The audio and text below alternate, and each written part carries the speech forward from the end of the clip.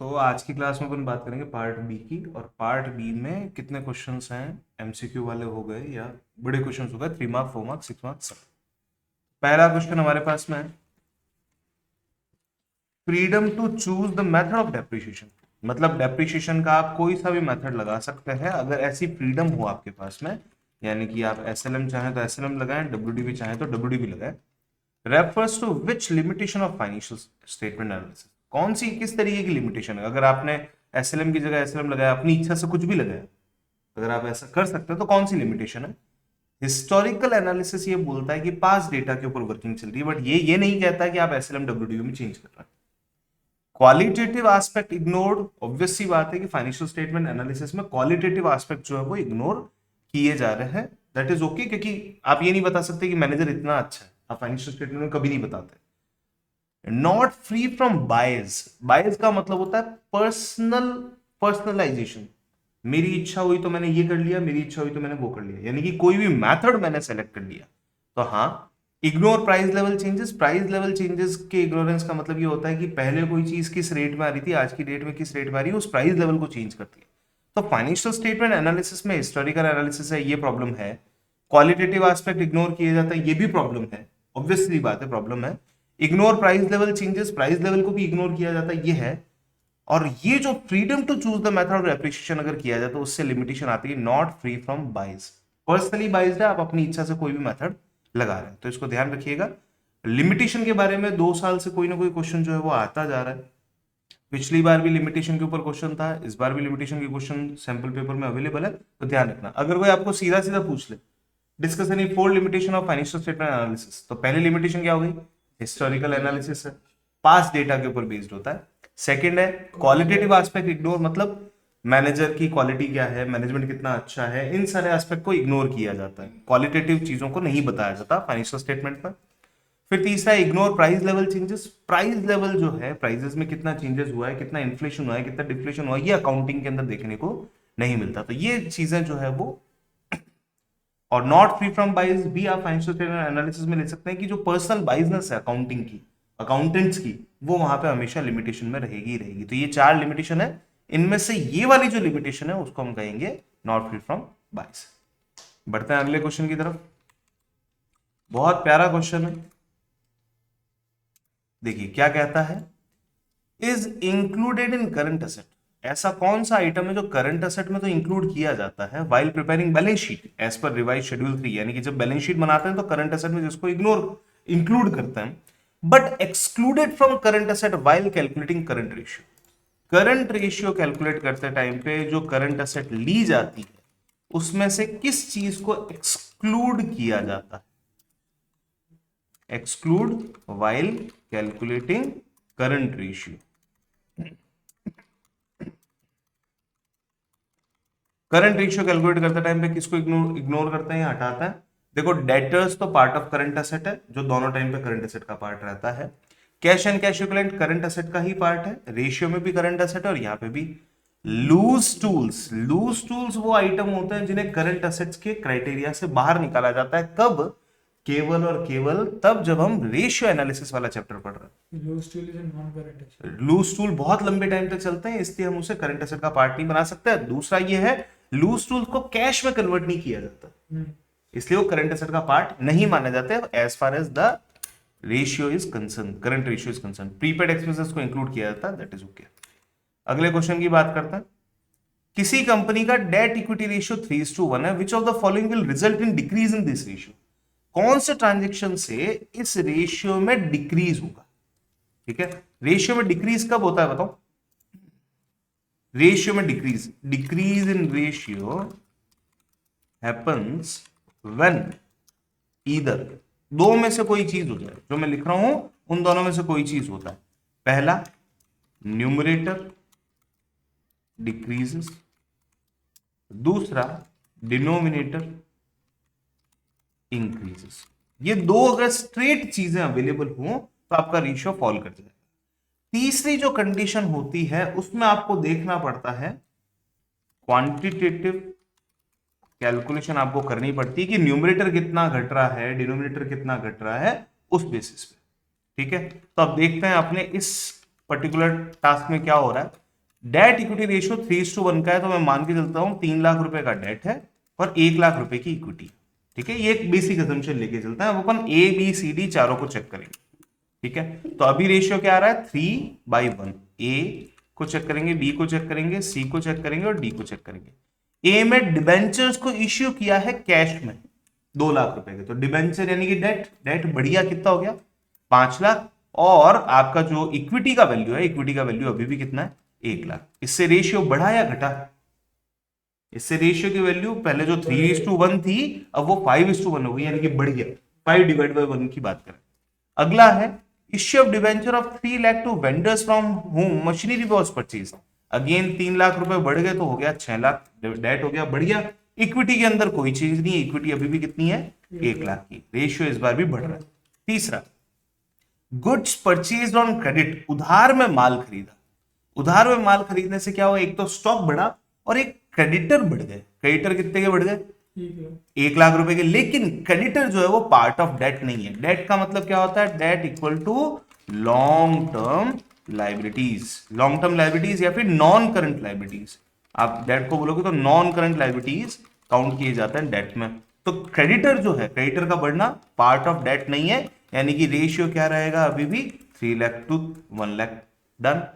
Issue of equity share, equity share issue करने से क्या बढ़ा, इक्विटी बढ़ गई। इक्विटी बढ़ गई तो हमारा नया रेशियो क्या बन गया 3 लाख डिवाइड बाई 3 लाख। जो पहले रेशियो 3 का था अब वो रेशियो हो चुका है 1 का। कितना हो चुका है, पहले का जो प्रीवियस रेशियो हमारे पास में था वो था 3 का। ठीक है, अब वो रेशियो क्या हो रखा है 1 का। तो इसमें जो क्वेश्चन का आंसर है 3:1 जो पहले था डेट इक्विटी रेशियो, किस आंसर से, किस ट्रांजेक्शन से उसका रेशियो कम हो जाएगा, that is D, equity share के बढ़ने से। अब यहां पे देखो डिनोमिनेटर जो है वो बढ़ गया, डिनोमिनेटर बढ़ने से रेशियो फॉल कर दिया। 3 लाख, हाँ ओके, भाई 2 लाख के नए इक्विटी इश्यू है तो 1 लाख से हो गया 3 लाख, तो रेशियो हो गया 1 का। बढ़े आगे। Sale of marketable securities will result in no cash flow. Marketable securities को अगर मैं definition of cash and cash equivalent की बात करूं, कैश एंड कैश इक्विवेलेंट को अगर अपन देखें तो कैश एंड कैश इक्विवेलेंट में क्या क्या आता है पता है, cash balance, bank balance and marketable securities. ठीक है, इसको अपन बोल सकते हैं शॉर्ट टर्म मार्केटेबल सिक्योरिटीज। ये तीनों ही कैश का पार्ट माने जाते हैं। कैश इक्विवेलेंट में क्या आता है, शॉर्ट टर्म मार्केटेबल सिक्योरिटीज को कैश इक्विवेलेंट माना जाता है। अगर मैं इसको बेच के बैंक में पैसा लाता हूं या बैंक से कैश में पैसा लेके आता हूं या कैश से बैंक में पैसा डालता हूं या बैंक से शॉर्ट टर्म मार्केटेबल सिक्योरिटीज में करता हूं, तो इन सब में होने वाले चेंजेस को नो कैश फ्लो कहा जाता है। Transaction between cash and cash equivalent are generating no cash flow, क्योंकि कैश और कैश के बीच में ट्रांजेक्शन हो रहा है तो उससे कैश फ्लो तो हुआ नहीं, एक्चुअल में पैसा तो कहीं से आया नहीं। ये हो गया एक done. Debentures issued as collateral security will result in inflow of cash. अरे डिबेंचर जब कोलेटरल सिक्योरिटी में इश्यू करता है तो एंट्री बनती है debenture suspense debit to debentures, बराबर। अब जब ये एंट्री बनाई जाती है debenture suspense account debit to debenture account, तो इसमें कैश की तो एंट्री हुई नहीं, तो स्टेटमेंट 1 हो गया है result in no cash flow of cash, no flow of cash. Yes correct है, स्टेटमेंट 1 करेक्ट है। Statement 2 debenture issued as collateral security will result in inflow of cash, नहीं, स्टेटमेंट 2 गलत है।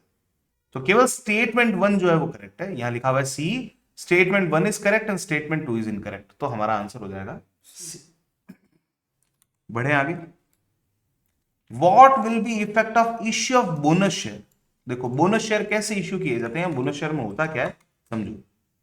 आपके पास में सिक्योरिटीज प्रीमियम का बैलेंस पड़ा था, आपने नए शेयर इश्यू कर दिए एज अ बोनस।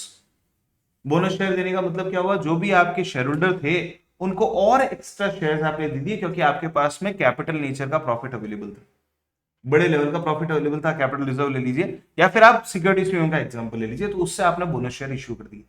जब ये बोनस शेयर्स आपने इश्यू किए तो एंट्री अगर मैं देखूं तो एंट्री बन जाएगी सिक्योरिटीज प्रीमियम अकाउंट डेबिट। अगर मैं सिक्योरिटीज प्रीमियम से बोनस शेयर दे रहा हूं तो 2 इक्विटी शेयर कैपिटल, ये बोनस शेयर देने की एंट्री हुई, पैसा आया गया, देखो एंट्री देखो, एंट्री देख के तुमको लगता है कैश आया कैश गया? यस और नो? एंट्री में क्या आ रहा है? Securities premium account debit to equity share capital. P and L account से भी अगर देना है बोनस शेयर या प्रॉफिट से देना है तो वो भी, उस केस में भी एंट्री यही बननी है, कैश का कोई इंपैक्ट नहीं आएगा। तो what will be the effect of issue of bonus shares on cash flow statement? No effect, कुछ भी नहीं होगा। फिर ऐसे भी नॉर्मल तरीके से अपन देखे जाए तो कोई भी हम एम्प्लॉय को बोनस देते हैं वो थोड़ी कीमत है किसी देखो एम्प्लॉय को जो बोनस देते हैं वो कैश में देते हैं। अगर शेयर्स के नाम से बोनस दिया जाता है उसमें बोनस शेयर, तो शेयर्स के नाम से जो बोनस दिया जा रहा है उसमें तो कैश का कोई फ्लो ही नहीं होगा। मतलब एट दिन वो रिकॉर्ड नहीं होता ना, रिकॉर्ड होता है लेकिन वो एक तरीके से ट्रांसफर एंट्री हो गई। हमारे पास सिक्योरिटीज प्रीमियम पड़ा था, उसका पैसा हमने बोनस में कन्वर्ट कर दिया और शेयर होल्डर्स को दे दिया। एक्चुअली में पैसा नहीं दिया, बोनस शेयर्स दिए जाए। तो पहले मान लीजिए आपके पास में 200 शेयर्स थे, अब आपके पास में 300 शेयर्स हो गए, तो इस तरीके से 100 शेयर बोनस हो गया। डन? तो इसलिए बोनस शेयर जब भी इश्यू होंगे तो उसमें कैश फ्लो नहीं होगा। बढ़े आगे, ये क्वेश्चन आप अच्छे से कर सकते हैं आराम से। इन्होंने पूछा है 3 मार्क क्वेश्चन या शायद 1 मार्क क्वेश्चन है, हाँ 1 मार्क क्वेश्चन ही है। इन्होंने पूछा है कि cash flow from financing activity कितना हो। देखो 1 मार्क में कितना बड़ा क्वेश्चन दे दिया, कोई बात नहीं अपन करते हैं। फाइनेंसिंग एक्टिविटीज में कैश फ्लो कितना होगा चेक करते हैं सर। आइए, इक्विटी शेयर, पहले एडिशनल इंफॉर्मेशन से चलेंगे फिर बेसिक इंफॉर्मेशन पे आएंगे। Equity share capital raise during the year 3 lakh, 3 lakh रुपए पैसा आया, डायरेक्ट प्लस माइनस अपन करेंगे, ठीक है। 10% bank loan was repaid on 1/4/22। 1/4/22 मतलब साल की शुरुआत में बैंक लोन का रीपेमेंट हो गया। साल की शुरुआत में बैंक लोन का रीपेमेंट हो गया तो 1 लाख रुपए हमने कर दिए पे, माइनस कर दिए। डन? इतना ही पूछा है। अगर ये पूछता है एग्जैक्टली फाइनेंसिंग एक्टिविटी बनाने का बोलता तो अपन फाइनेंसिंग एक्टिविटी बना के लिखते। अच्छा, जब साल के शुरुआत में ही लोन का रीपेमेंट हो चुका है तो इंटरेस्ट पूरे साल भर में नहीं देना है। क्यों नहीं देना है? था ही नहीं। Dividend receive during the year 20,000। Dividend pay करना फाइनेंसिंग में आता है, डिविडेंड रिसीव करना इन्वेस्टिंग एक्टिविटी का पार्ट है, तो ये यहां पे नहीं आएगा। Dividend propose for last year, पिछले साल का डिविडेंड था 21-22 का 50,000, but only 20,000 was approved by the share holder. Share holder ने कितना अप्रूव किया? तो मिला कितना होगा? 20,000 ही मिला होगा भैया। हमने 50,000 का कहा, शेयर होल्डर ने कहा नहीं 50 नहीं देना 20 ही देना है, तो कितना पे किया होगा? 20,000 का आपने पेमेंट किया होगा। अब चेक करो डिफरेंस कितना आता है। जो डिफरेंस आएगा वो आपका फाइनेंसिंग एक्टिविटी 280, 3 लाख है। हाँ 3 लाख में से 1 लाख चले गए, 2 लाख बचे, 2 लाख में से 20,000 चले गए, 1,80,000 का नेट कैश फ्लो है वो हमारा आ जाए। Answer will be D. Clear? शांति से क्वेश्चंस करने हैं आपको। अलग अलग लेवल पे लगेगा कि क्वेश्चन का आंसर जो वो दूसरा आ रहा है वो भी ठीक है, लेकिन अपने को बिल्कुल आराम से शांति से काम करना। अगले क्वेश्चन की तरफ बढ़ता। आइए जी, ये क्वेश्चन बड़ा इंटरेस्टिंग है, आपको बहुत इजी तरीके से मार्क्स दिलाएगा। कोई भी क्वेश्चन एग्जाम में छोड़ के नहीं आना, पहली बात तो। नहीं आ रहा ऐसा तो होगा ही नहीं, कहीं ना कहीं तो कुछ ना कुछ तो देखा होगा उस क्वेश्चन को कभी ना कभी। इतने सारे क्वेश्चन पेपर अगर आप सॉल्व कर लोगे वो तो अब उसका तो क्या है, कोशिश तो करेंगे, कोशिश करेंगे तो है, रिलेटेड करेंगे, थोड़ा बहुत सोच समझ के करेंगे। इतनी बुरी कंडीशन है तो बच्चा पैदा होते ही उसके मरने के बारे में ख्याल क्यों आ रहा है? आते हैं वो बात अलग है, लेकिन थोड़ा तो कॉन्फिडेंस रखना पड़ता है ना कि हाँ भाई बुढ़ापे का सहारा बनेगा, तो उतना तो दिमाग लगाए। चलो, लूज टूल्स और इन सबको मेजर हेड और सब हेड में डिस्ट्रीब्यूट करना। यहां डाल देते हैं सीरियल नंबर, अब यहां डाल देते हैं अपन आइटम पर्टिकुलर, इधर डाल देते हैं। इसी तरीके से एग्जाम में आपको करके आना है, आराम से गैप दे देना। यहां आ जाएगा मेजर हेड और यहां आ जाएगा माइनर हेड या सब हेड। इस तरीके से आपको प्रॉपर वे में इसको एक्सप्लेन मतलब लिख के आना। पहला नाम है लूज टूल। लूज टूल कहां दिखाते हैं? लूज टूल को दिखाया जाता है करंट असेट। कहां? करंट असेट्स में। करंट असेट्स में कहां दिखाते हैं भावेश भैया? Long term. करंट एसेट में लॉन्ग टर्म, वेरी गुड, बहुत अच्छी बात है ये तो। करंट एसेट में कहाँ दिखाते हैं इनको? ये तो किए हुए क्वेश्चन में भी अपन ऐसे करते हैं।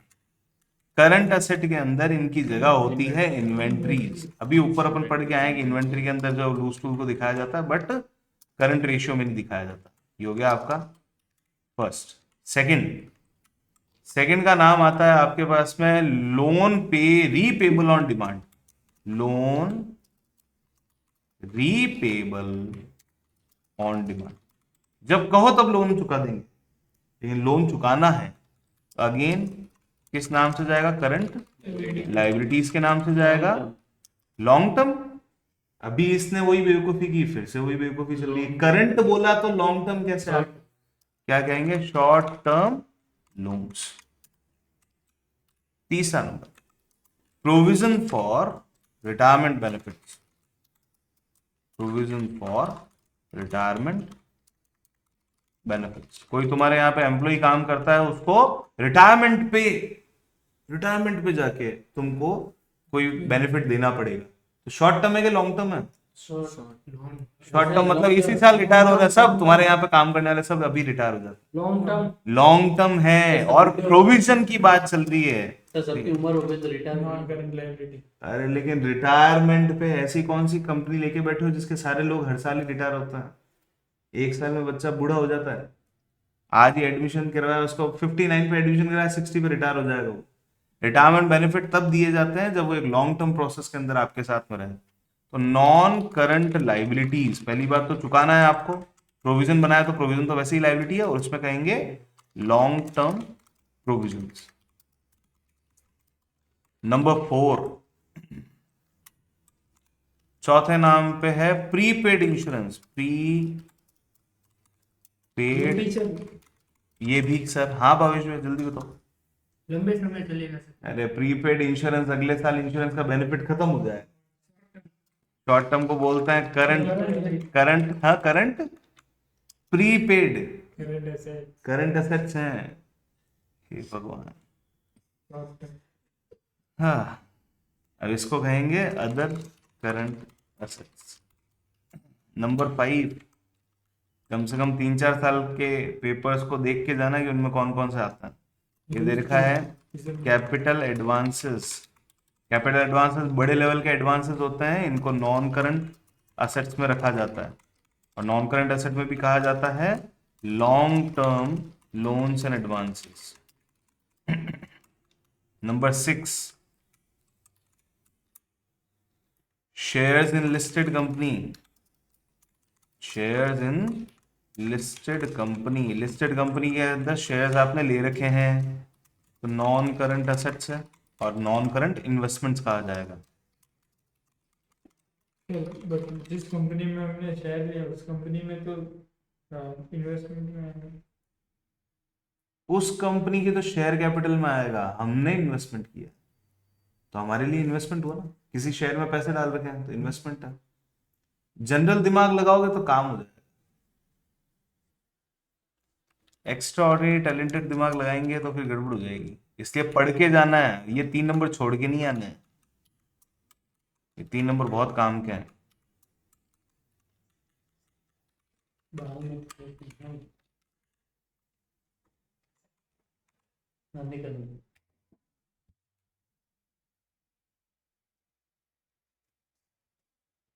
आगे बढ़े।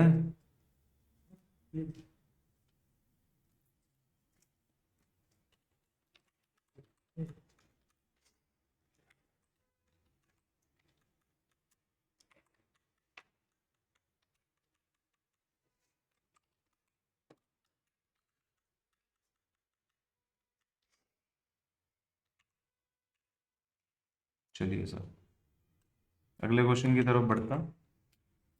A company had a liquid ratio, अरे वाह, लिक्विड रेशियो आया है, करंट रेशियो आया है, इन्वेंट्री टर्नओवर रेशियो 6 टाइम्स का है, टोटल करंट एसेट दे रखी है 8 लाख रुपीस की। Find out annual sales if goods are sold at 25% profit on cost. Annual sales ढूंढनी है। अब देखो, मेरे को एक चीज समझ में नहीं आई, डेटा कैसा कैसा दे रखा है उसको समझ, ठीक है। जो मेरे दिमाग में पहला क्वेश्चन आता है, एनुअल सेल्स निकालनी है, ठीक है। मैं केवल गिवन दैट करके डेटा ले रहा हूं, एनुअल सेल्स ढूंढनी है और प्रॉफिट इज 25% ऑन कॉस्ट, ऐसा क्वेश्चन ने दे रखा है। 25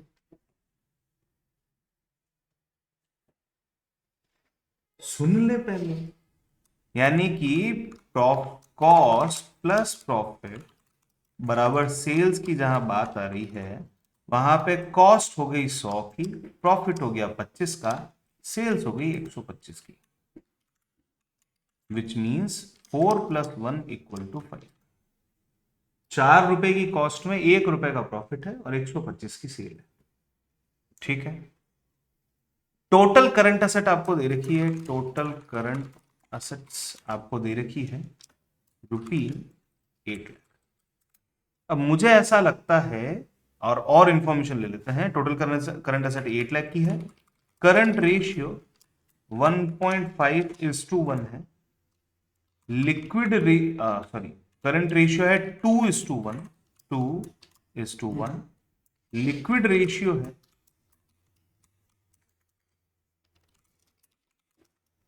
1.5:1 एंड इन्वेंट्री टर्नओवर रेशियो दे रखा है 6 टाइम्स। बड़े ध्यान से देखना कैसे कैसे किस रूट से जाएंगे अपन।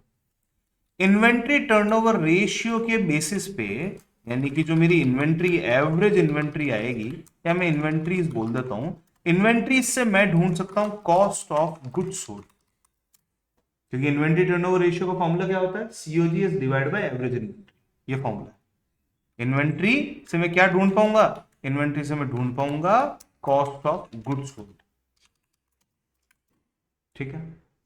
इन्वेंट्री कैसे ढूंढनी, इन्वेंट्री ढूंढने के लिए मुझे करंट असेट्स में से लिक्विड असेट को माइनस करना पड़ेगा।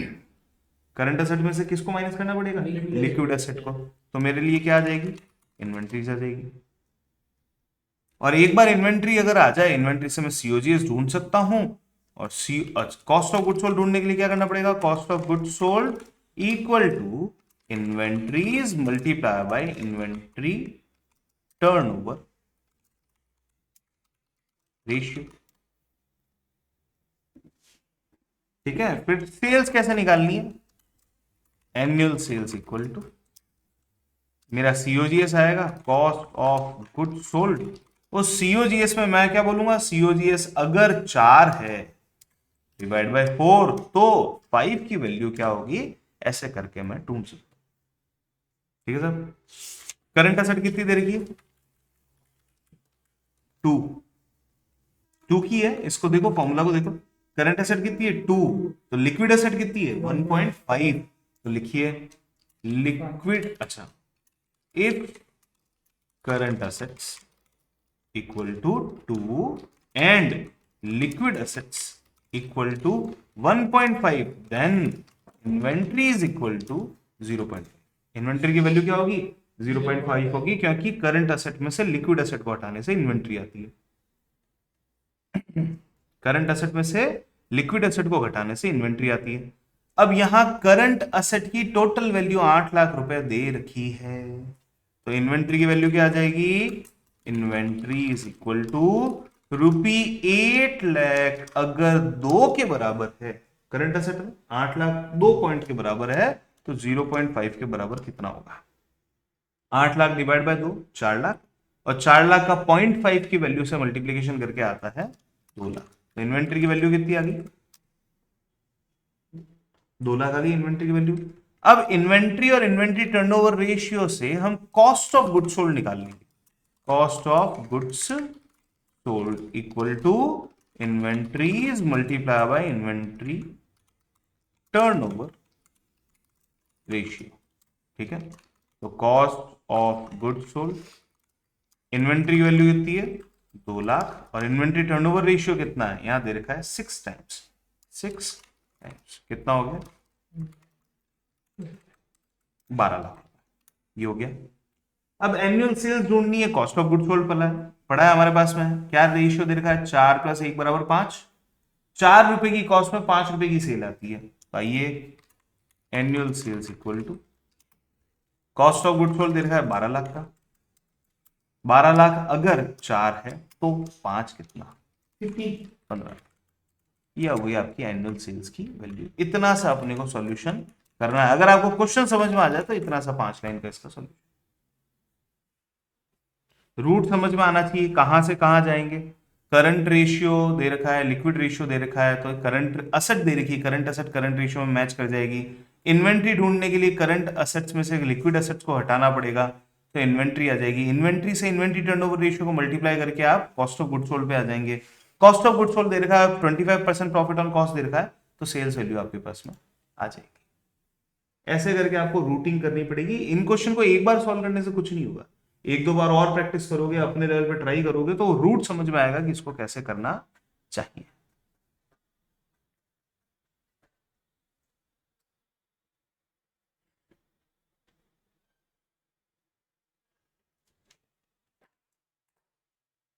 चलिए अगला करते हैं। अगला में क्वेश्चन कहता है, इसी के अंदर वो ये कहता है debt to capital employed ratio निकालना है। Debt to capital employed formula बनता है debt divide by capital employed. Debt का मतलब क्या है?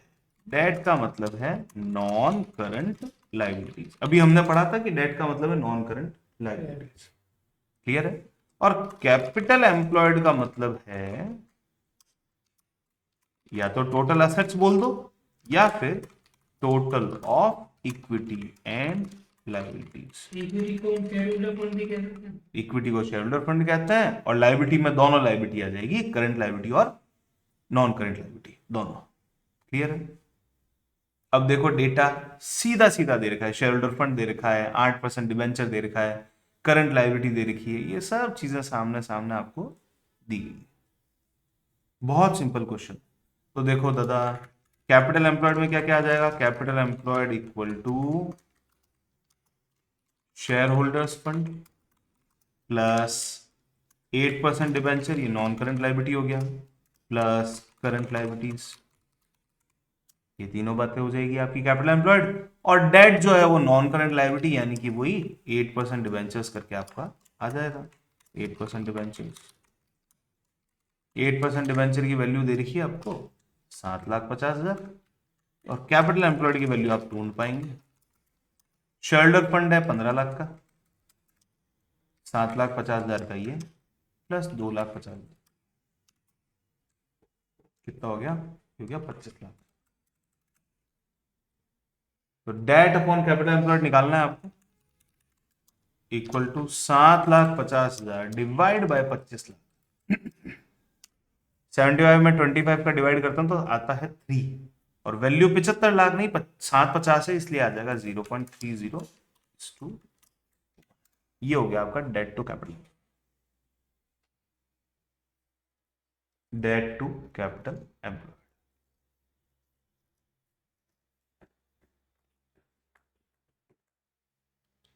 25 लाख आया ना सर? हाँ, ये 25 लाख है, कैपिटल एम्प्लॉयड की वैल्यू 25 लाख है, और 7,50,000 रुपीज का हो गया डेट। ढंग से तरीके से आपको काम करके आना है।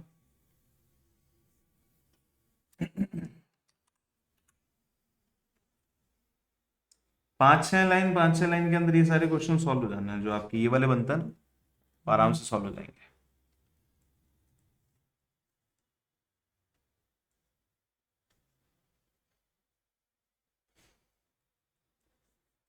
आगे क्वेश्चन हमारे पास में आ सकते हैं कि किसी रेशियो में ट्रांजैक्शन का इम्पैक्ट क्या होता है, फिर कंपैरेटिव कॉमन साइज आ सकता है।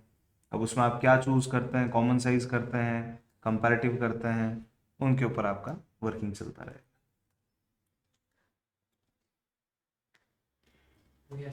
डन सर, आगे बढ़े। अरे वाह, इसमें क्या करना है? Common size statement of profit and loss आपको बनाना है। करें शुरू, बहुत प्यारा क्वेश्चन है। कॉमन साइज बनाने के लिए क्या करेंगे? हाँ जी, हाँ सब प्यारे क्वेश्चन ही है बेटा।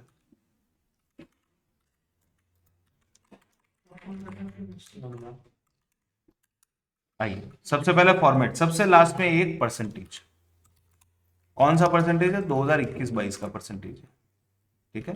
फिर यहाँ आ जाएगा 2021-22, फिर आ जाएगा आपके पास में सबसे लास्ट में, क्यों बोला है, जिस तरीके से मैं बोल रहा हूँ उसी तरीके से आपको बनाना है।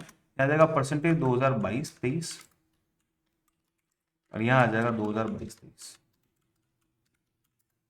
डन। या नोट्स टू अकाउंट्स लिखे हैं तो लिखें, टॉप हेडिंग में आ जाएगा common size statement of P&L, common size statement of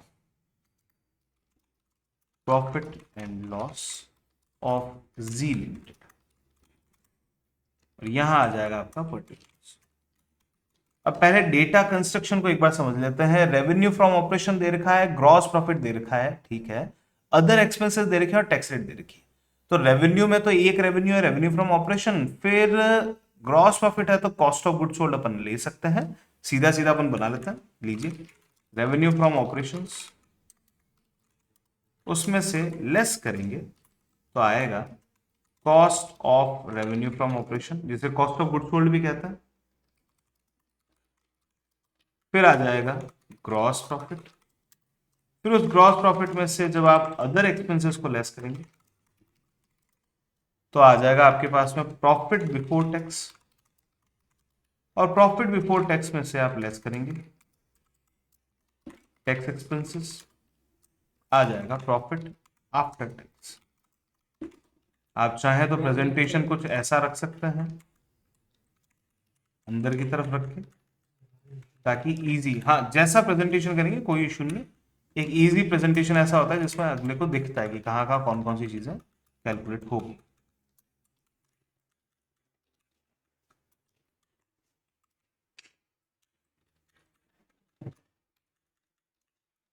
अब डेटास को कैलकुलेट करना है, पहले एब्सोल्यूट वैल्यूज को कैलकुलेट करना है। 22-23 के अंदर रेवेन्यू फ्रॉम ऑपरेशन 8 लाख की थी, 21-22 में 10 लाख की थी। देखो बहुत प्यारा क्वेश्चन है, क्यों, क्योंकि 8 से डिवाइड करना है, 10 से डिवाइड करना है, 8 का डिवीजन हाफ हाफ हाफ, 10 का डिवीजन एक जीरो हटाना। ग्रॉस प्रॉफिट दे रखा है 60%, 8 लाख का 60% होता है 4,80,000, और यहां दे रखा है 70%, दैट इज 7 लाख। तो अपने आप ये जो बीच वाली cost of revenue from operation की वैल्यू है वो आ गई यहाँ पे 320, और यहां आ जाएगी 3 लाख। बढ़े आगे, अदर एक्सपेंसेस में दे रखा है 2,20,000, 220, इसको आपको लेस करना है, ये है 260, डन। प्रॉफिट बिफोर टैक्स आ जाएगा 480 में से 220 गए तो ये हो जाएगा 260, और यहां आ जाएगा 4,40,000। अब 50% टैक्स रेट है, तो tax rate, tax profit before tax के ऊपर ही टैक्स लगना है, यहां आ जाएगा 130 का, और यहां आ जाएगा 220 का। अब लीजिए वापस 130, बहुत इजी क्वेश्चन है, क्योंकि 50% की रेट से क्या होता है, जो भी आपका परसेंटेज होगा वो परसेंटेज भी आपका सीधा सीधा हाफ हो जाएगा।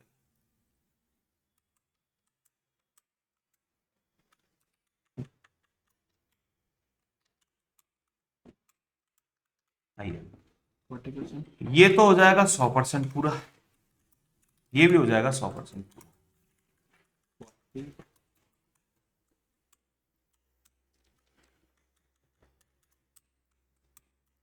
ठीक है, ये हो जाएगा 40%, ये हो जाएगा 60%, ये हो जाएगा 30%, ये हो जाएगा 70%, ऑलरेडी दे रखा है।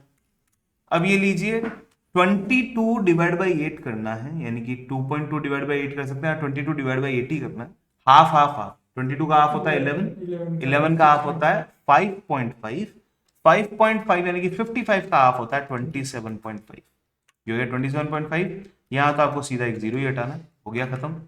26 यहाँ पे दे रखा है, तो आप क्या करें, सीधा सीधा इस 60 में से इसको माइनस कर, लेस करके तो वैल्यू आई है, तो 60 में से इसको माइनस करेंगे तो आ जाएगा 32.50, यहाँ आ जाएगा 44, डन।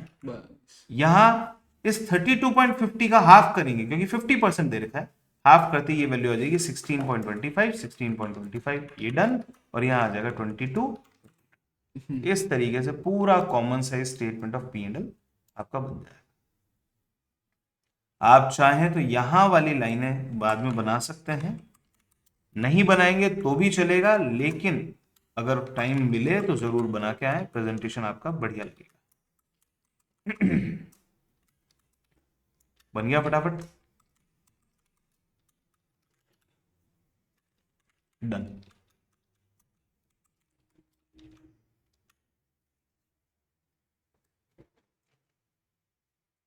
ये हुआ हमारा common size statement of P and L. Common size statement of P and L तब काफी कंफर्टेबल रहता है जब आपके पास में यहां अच्छी अच्छी वैल्यूज हो। एक कॉमन साइज आएगा, एक कंपैरेटिव आएगा, ठीक है? दोनों जैसे हाँ, और में आएगा ना, तो अपन सीखेंगे दोनों। बट ये जैसे 8 लाख और 10 लाख है। कंपैरेटिव में सर वो चेंज चेंज फिर परसेंटेज होता है ना सर। हाँ, पहले चेंज निकालेंगे फिर परसेंटेज निकालेंगे। इवन आप चेंज तक भी निकाल लेते हो तो आपने 75% काम तो कर लिया।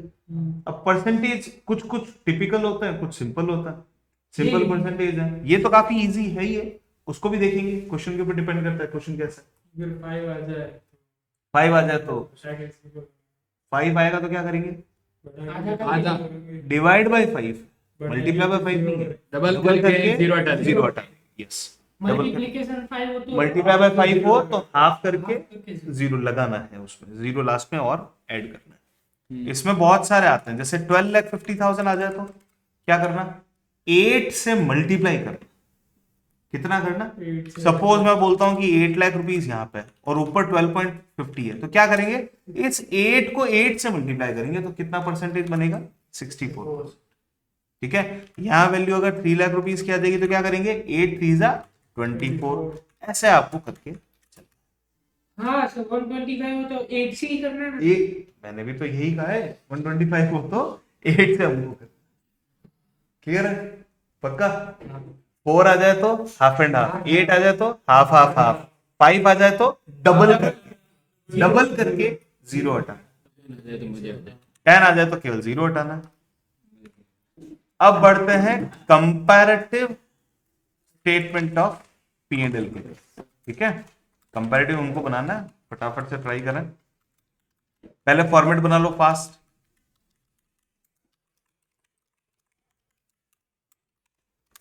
फॉर्मेट में क्या आएगा? 2022-23, 2021-22, यहां आ जाएगा चेंज और यहां आ जाएगा चेंज परसेंटेज। टॉप हेडिंग क्या लगानी है?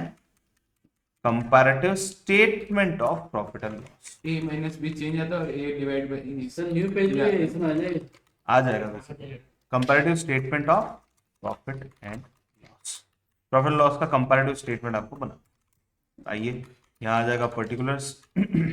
इसको नाम दे दीजिए ए, देना चाहें तो आप दे दीजिए। ये है बी, ए माइनस बी, ठीक है। इसको बोल देते हैं अपन सी, और सी डिवाइड बाय बी इंटू 100, ये है चीज। बड़े अब देखो क्या क्या दे रखा है? Revenue from operation, other income, दो इनकम दे रखी है, तो अपने को रेवेन्यू के अंदर दो इनकम दिखाएंगे। कॉस्ट ऑफ मटेरियल कंज्यूम दे रखा है, change in inventory of finished goods and work in progress, ये चेंज इन इन्वेंट्री है 2 लाख का और 1 लाख का, ये भी एक्सपेंस में चला जाएगा। अदर एक्सपेंस आ जाएगा cost of revenue from operation का, cost of revenue from operation का। अब आया सर, तो फॉर्मेट इस बार बनेगा रेवेन्यू। रेवेन्यू में कितनी रेवेन्यू है? 2, revenue from operations and other income, ये आ जाएगी आपकी टोटल रेवेन्यू। डन। अब बढ़े हैं एक्सपेंसेस। एक्सपेंसेस में क्या क्या आएगा? सबसे पहला नाम दे रखा है cost of material consume, cost of material consumed. फिर दूसरा दे रखा है चेंज इन इन्वेंट्रीज, ये दोनों मिलके, कॉस्ट ऑफ मटेरियल कंज्यूम्ड और चेंज इन इन्वेंट्री दोनों मिलके cost of revenue from operation बनता है, ध्यान रखना। अब है अदर एक्सपेंसेस। अदर एक्सपेंसेस कितना है? अदर एक्सपेंसेस में मैं यहाँ पे लिख देता हूं एक बार, इसको दे देते हैं अपन 1 नंबर, इसको दे देते हैं अपन 2 नंबर, इसको दे देते हैं अपन 3 नंबर। तो यहाँ क्या लिखना है? को भी देनी होगी ना। 1 जो आपका 1 है प्लस 2 मल्टीप्लाई बाय परसेंटेज। 1 और 2 को जोड़ने के बाद उससे आएगा cost of revenue from operation, फिर आपको परसेंटेज लगा, ये आ जाएगा टोटल एक्सपेंसेस। टोटल रेवेन्यू में से टोटल एक्सपेंसेस हटाएंगे तो प्रॉफिट बिफोर टैक्स कहलाएगा। प्रॉफिट बिफोर टैक्स में से लेस करेंगे आप टैक्स एक्सपेंस, और उसके बाद आएगा प्रॉफिट आफ्टर टैक्स। मुझे पर्सनल लेवल पे कंपैरेटिव से ज्यादा कॉमन साइज पसंद है, मेरे को भी। इजी थोड़ा रहता है, लेकिन फिर भी समझ के चलो, डेटा अगर गड़बड़ आ गया तो कॉमन साइज भी भारी पड़ जाता है।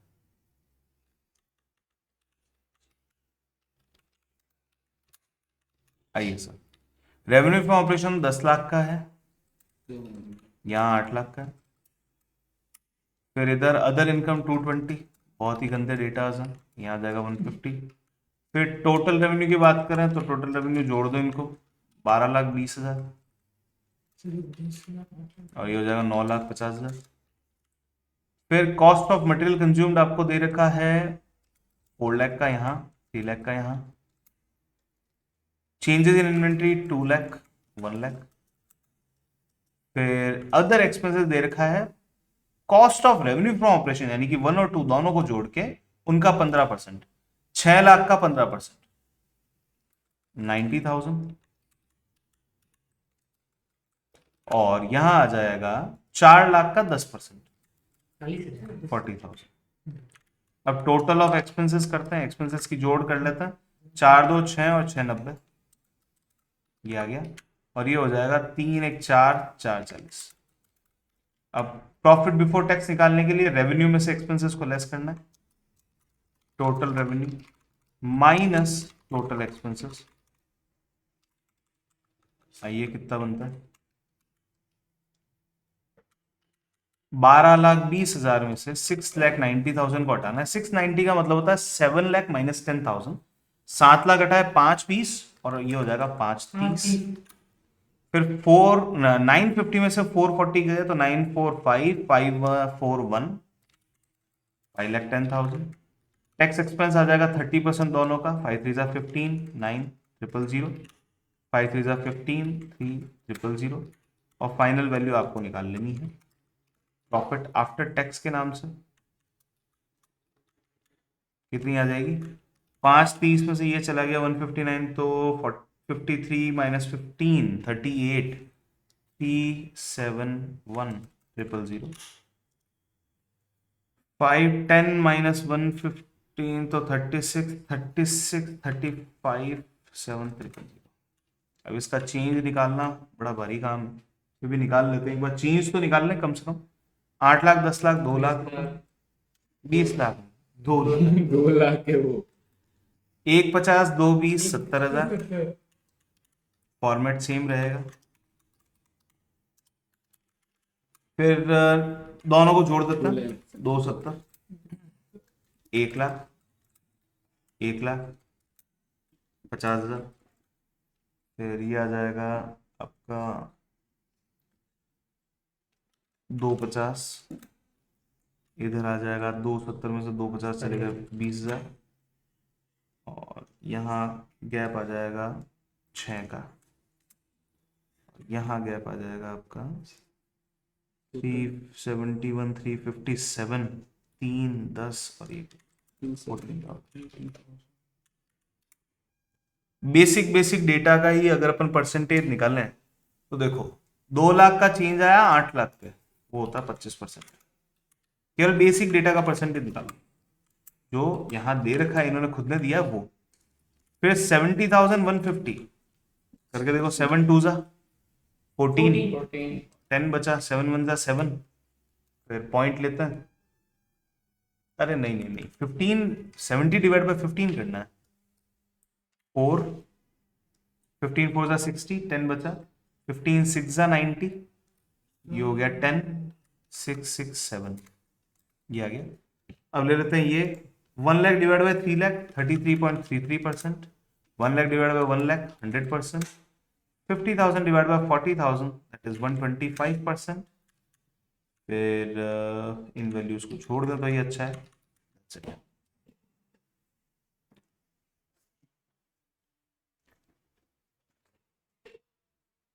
टेक्निकली देखा जाए तो काफी ज्यादा हार्डशिप है कंपैरेटिव करना, क्योंकि कंपैरेटिव में आगे आगे आने वाली वैल्यूज जो है वो काफी ज्यादा चेंज हो जाती है।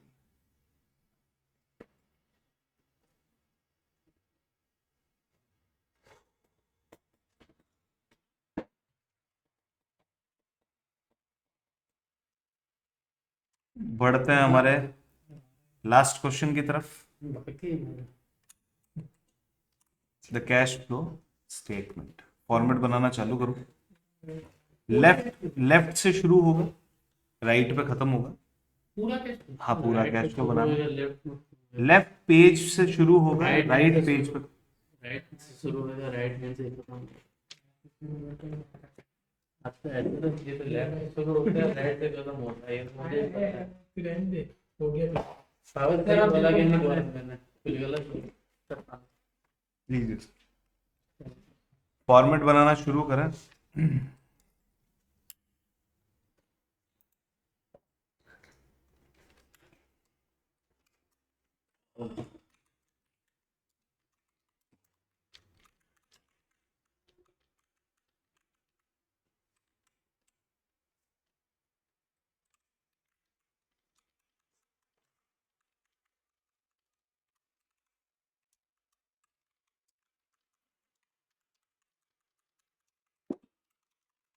Cash flow from cash flow statement. आपके पास 19 लाइंस जो हैं वो आएगी एग्जाम में, उसको ध्यान रखना। A cash flow operating from operating activities, फिर देखो change in plus minus appropriations and tax adjustment। 3 line का गैप देना है। फिर plus minus working capital changes, non cash item का sorry no adjustment for non operating and non cash items. दिमाग कहीं और चला गया था। 5-6 लाइन छोड़ दीजिए। Plus minus working capital changes, फिर 5-6 लाइन छोड़ दीजिए। माइनस टैक्स पेड, और उसके नीचे net cash flow from operating activities.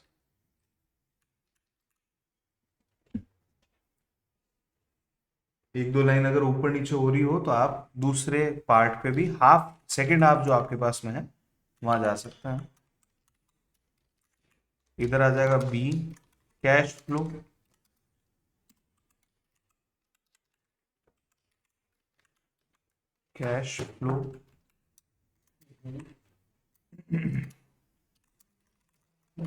From investing activities. 6 line छोड़ दीजिए। C cash flow from financing activities. फिर again 6-7 lines, change in cash and cash equivalent, Ed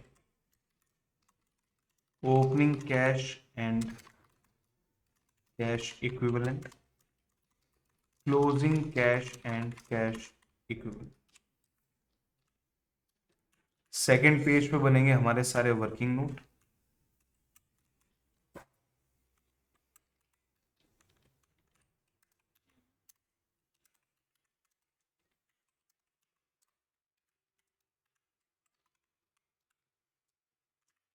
second part जो होगा, सेकेंड पेज जो होगा, उसमें बनाए जाएंगे वर्किंग नोट्स। फॉर्मेट आप कंप्लीट कर लें फटाफट से, उसके बाद आगे बढ़ेंगे।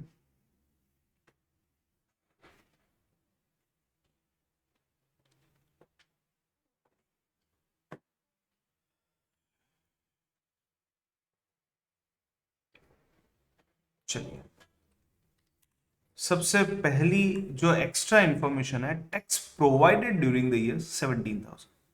प्रोविजन फॉर टैक्स का अकाउंट बनाना है। ओपनिंग दे रखा है आपको 22 का, ओपनिंग है 28, क्लोजिंग है 30, और tax provided for during the year 17।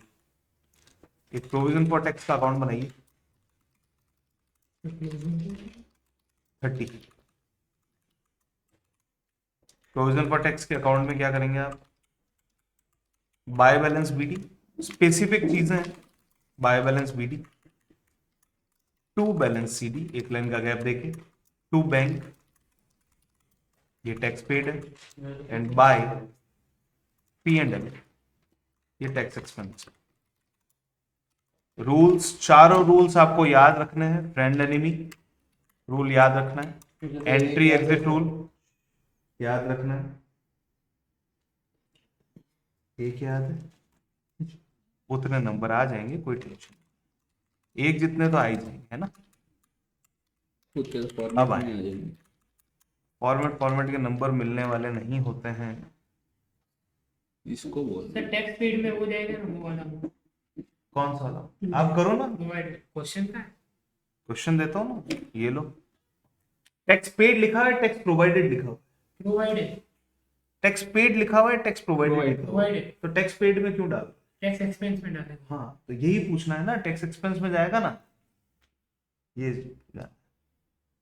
चलिए, क्या डेटा दे रखा है? ओपनिंग का प्रोविजन 28 का, क्लोजिंग का दे रखा है 30 का, tax provided during the year 17,000, tax expense है 17,000 का, ओपनिंग का है 23, क्लोजिंग है 30, डिफरेंस निकाल लीजिए। 23-30 के बीच का गैप होता है 7 का। सर 15 बोल रहा है, 28 दे, खुद 15 बोल रहा है। 28 दे रखा है, तो यहाँ पे हो गया 2 का गैप इधर, और यहाँ आ जाएगा 15। 15 4-5 ऑप्शन खुद ही दे दे, पेपर में भी एमसीक्यू देने की जरूरत नहीं। कहाँ कहाँ क्या क्या लिखना है?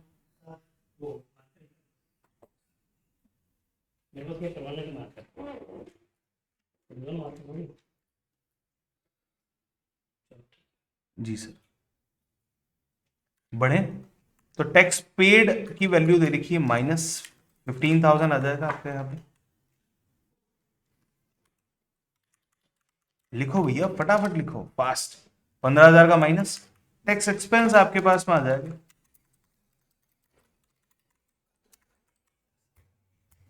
टैक्स एक्सपेंस 17,000 अंदर की तरफ लिखना है, ठीक है, जल्दी करना है काम, है ना। बढ़िया, कॉन्फिडेंस अच्छी बात है, पर ओवर कॉन्फिडेंस। कॉन्फिडेंस जितने लोगों ने ये वर्ड बोला है उनमें तो भर भर के मेरे में भी उसी के चक्कर में तो पीछे रह गए। नहीं तो कॉन्फिडेंस अगर होता कि आप कर लेंगे तो आज इतनी टेंशन खराब नहीं होती, बहुत अच्छा कर सकते थे। अब आज डेप्रिसिएशन का अकाउंट बनेगा सर। अरे डेप्रिसिएशन का अकाउंट नहीं बनेगा राजा, प्लांट एंड मशीनरी का अकाउंट बनेगा। Depreciation charge on plant and machinery during the year 120, यहाँ प्लांट एंड मशीनरी का अकाउंट दे रखा है, ओपनिंग 490, 775 का क्लोजिंग। बनाइए plant and machinery account, plant and machinery account to balance B D by, एक ही ट्रांजेक्शन तो by balance CD.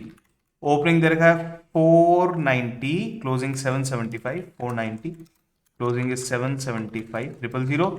Depreciation charge during the year, तो bye P and L bracket में लिखना है डेप्रिसिएशन, वैल्यू आ जाएगी 120। डन। यहां निकाल लीजिए, ढूंढ लीजिए बैंक, बैंक में क्या आएगा? परचेज। डिफरेंस निकाल लीजिए। 775 और 490 के बीच में एक तो था 7 लाख और एक था 5 लाख। 7 से 5 का हो गया 2 लाख का गैप। 285 plus 120 is 405,000।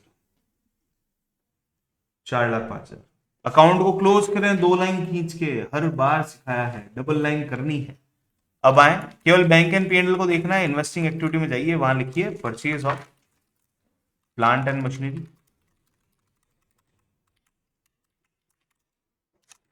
अंदर की तरफ आपको लेना है,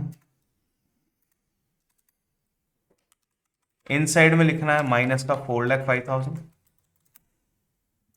आगे बढ़े, डेप्रिसिएशन जो पी एंड एल दे रखा है उसको लिखेंगे आप यहां एडजस्टमेंट में, depreciation on plant and machinery, value है 120। ये हो गया आपका डन। बढ़ते हैं अगली इंफॉर्मेशन की तरफ। Non current investment Non-current investment costing 30,000 was sold for 40,000 during the year. Gain on sale of investment was credited to capital reserve. जो फायदा हुआ उसको P&L अकाउंट में नहीं डाल, कैपिटल रिजर्व अकाउंट में डाल। तो आइए नॉन करंट इन्वेस्टमेंट अकाउंट देखते हैं। नॉन करंट इन्वेस्टमेंट अकाउंट 50,000, 90,000 यहाँ वैल्यू दे रखी है, ओपनिंग 50, क्लोजिंग 90, 30,000 के इन्वेस्टमेंट को 40,000 में बेचा और प्रॉफिट को कैपिटल रिजर्व में डाल दिया। आइए नॉन करंट इन्वेस्टमेंट का अकाउंट बनाता है। Non current investment account, opening का था 50, क्लोजिंग की वैल्यू 2 लाइन छोड़ के लिखूंगा 90, ठीक है। 30,000 के नॉन करंट इन्वेस्टमेंट को 40,000 में बेचा, तो बाय बैंक, ब्रैकेट में लिख लीजिए सेल, 40,000 में आपने सेल किया है। अब आए टू, जो प्रॉफिट हुआ था उसे आपने कैपिटल रिजर्व में डाल दिया। ना तो इस प्रॉफिट का कैपिटल रिजर्व के अकाउंट में इंपैक्ट आएगा कैश फ्लो बनाते टाइम पे, और ना ही इनका इंपैक्ट यहां से दिया जाएगा क्योंकि बैंक और पीएनएल को ही देखा जाता है। अब आए, ये हो गया 10,000। और कोई डिफरेंस है तो निकाल लेते हैं। टू बैंक, अगर परचेज किया होगा तो आ जाएगा। तो देखते हैं, ये हो गया है 60, 90, 60, 30, 30, 40, 70, तो ये आ जाएगा टू बैंक परचेज 70। कौन सा पार्ट सबसे पहले सॉल्व करना चाहिए एग्जाम में? पूरा रिवर्स करके शुरू करो, पार्ट बी सबसे पहले सॉल्व करो। 4 पेज में पार्ट बी खत्म हो, पार्ट बी 4 पेजेस के अंदर, 5 पेजेस के अंदर मैक्सिमम में खत्म हो जाएगा, फिर पार्ट ए पर इतने में काम हो जाएगा। अब आए नॉन करेंट इन्वेस्टमेंट की बात करते हैं। नॉन करेंट इन्वेस्टमेंट सबसे पहले ये जो कैपिटल रिजर्व दे रखा है इसको तो देखना नहीं है, बैलेंस बीडी को देखना नहीं है। Bank purchase, purchase of non current investment, और non purchase of non current investments, value आ जाएगी 70,000 रुपए माइनस में। डेबिट का आइटम है माइनस होगा, क्रेडिट का आइटम होता प्लस होता। अब बढ़े आगे, यहां दे रखा है सेल, तो लिख लीजिए sale of non current investment, उससे पैसा आया है 40। Sale of non current investment 40 as it is working note. अरे बेटा क्वेश्चन पेपर में ऐसा तो नहीं आता कि ये जो लिखा हुआ है इसको कॉपी में छापे, ये तो आता नहीं, करना पड़ेगा ना। वर्किंग नोट का तो ये क्वेश्चन में 3 दिन पहले भी कर चुका किया अपन ने, वापस वर्किंग नोट लेके एंट्री करना ऐसा। हमने सारी की किया, तुमने नहीं की। Additional debentures were issued on 31 March 2023। Proceed from साल के एंड में, साल के एंड में देखो 31 मार्च 2023 को साल के एंड में आपने 50,000 के नए डिबेंचर इशू कर दिए, तो पूरे साल भर डिबेंचर कितने रहे? 1 लाख। 1 लाख। तो 1 लाख पे इंटरेस्ट भी लगाना है और प्रोसीड फ्रॉम डिबेंचर को भी कंसिडर करना है, तो प्रोसीड फ्रॉम डिबेंचर तो यहां डाल दो, प्रोसीड फ्रॉम डिबेंचर, ये तो थे 50,000। अब एक वर्किंग नोट बना लो इंटरेस्ट ऑन डिबेंचर का, interest on debenture equal to 1 lakh के डिबेंचर्स थे पूरे साल भर, जिसका 10% 10। यानी कि 10,000 रुपीज, ये हो गया आपका इंटरेस्ट ऑन डिबेंचर। इस इंटरेस्ट ऑन डिबेंचर को एज अ हिंट या फिर आउटसाइड आइटम की तरह मानते हुए 2 इंपैक्ट आपको देने पड़ेंगे। एक जाएगा, लिख क्यों नहीं रहे हैं, interest on debentures paid minus 10,000, plus 10,000, और उधर आ जाएगा एडजस्टमेंट में इंटरेस्ट ऑन डिबेंचर। पहले पॉज देना, इंटरेस्ट ऑन डिबेंचर पेड बोल रहा हूं, मैंने कहा माइनस 10,000, तूने कहा प्लस 10,000। साइड में रखो। तो वैसे रुक तो सही, कंफ्यूजन भी तो होगा। यहाँ आ जाएगा प्लस का 10,000। सर वो जीप डालते सर, ये वर्किंग नोट इधर की जगह हम यहाँ इंटरेस्ट ऑन डिबेंचर्स के नीचे लिखे तो कर सकते हैं, बिल्कुल कर सकते पेपर खत्म हो जाएगा जल्दी। आगे बढ़े।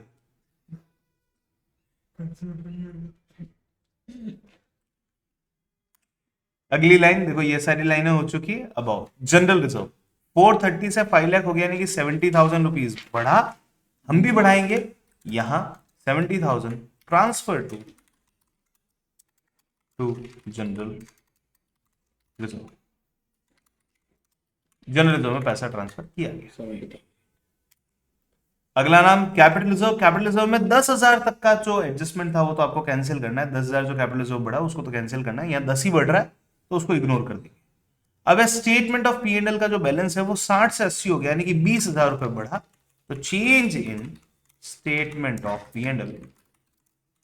अगर किसी को वर्किंग नोट वाली चीजें नहीं आ रही है तो बेसिक चीजें करके भी वो स्कोर ला सकता है। हाँ बेसिक चीजें ये केवल फ्रेंड एनिमी रूल को अप्लाई करके लेके आ सकते हो। आगे बढ़े बेटा।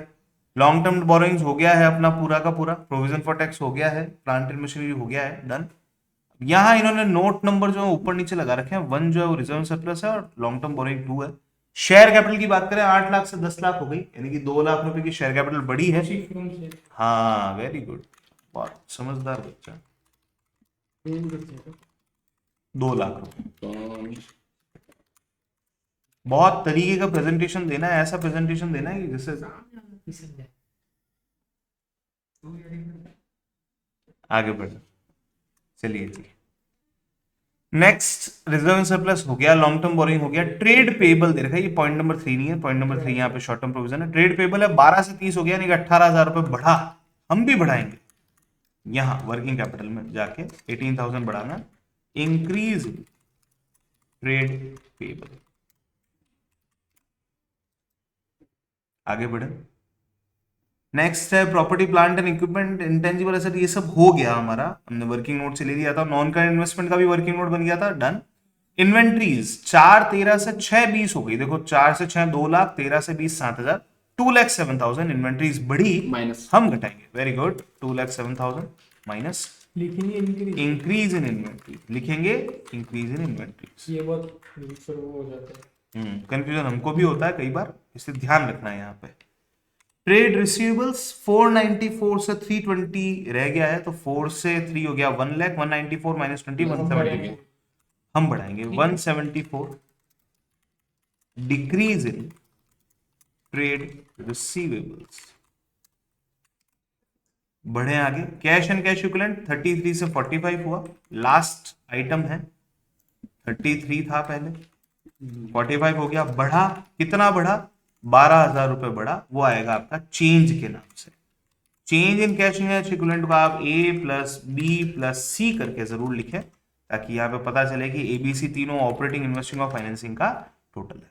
डन। इस वैल्यू को बाहर निकालना है, 87,000। 20 प्लस 87 मेरे साथ साथ फॉर्मेट को कंप्लीट करेंगे, ये हो जाएगा आपका 107।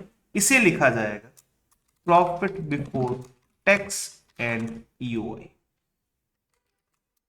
एक्स्ट्रा ऑर्डिनरी आइटम और टैक्स के पहले का प्रॉफिट है। ठीक है, 107। अब यहां की वैल्यू को बाहर निकालना, 120 एंड 10 130। अब इसके नीचे फिर से लाइन लगा के इन दोनों को जोड़ दीजिए, 237,000। इसे कहा जाएगा operating profit before working capital changes, working capital changes के पहले का प्रॉफिट। ठीक है, अब बात करें, इन तीनों को प्लस माइनस करना है। 74 से 2 लाख तक होता है 26,000, 26 और 7 होता है 33। 33 माइनस का है और 18,000 है, तो 15,000 रुपए माइनस का यहाँ पे आ जाएगा आपका। इसे कहेंगे cash operating profit before tax.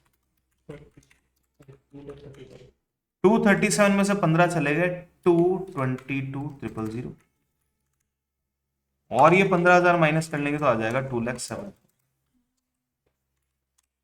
अब cash flow from investing activity की बात करें, यहां एक लाइन डालें और बाहर वैल्यू निकाल दें। 70-40 का गैप होता है, 30 माइनस का है तो 435। डन। यहां गैप की बात करें 2,40,000 प्लस की वैल्यू है। अगर इन तीन की वैल्यू की बात करें 240 प्लस 207, ये होता है 247। 247 में से सॉरी 447 में से 435 को लेस करेंगे तो प्लस का 12,000 आपका आना चाहिए। अगर ये आता है तो आपका आंसर कंप्लीट 100% करेक्ट है, मार्क्स आपके कहीं। इस तरीके से हमारा सैंपल पेपर जो है वो कंप्लीट होता है। डन। है। कुछ कुछ चीजें ऐसी कर लेनी है, 100% तैयार कर लेनी है जिसमें मार्क्स तुम्हारे कहीं नहीं जाए।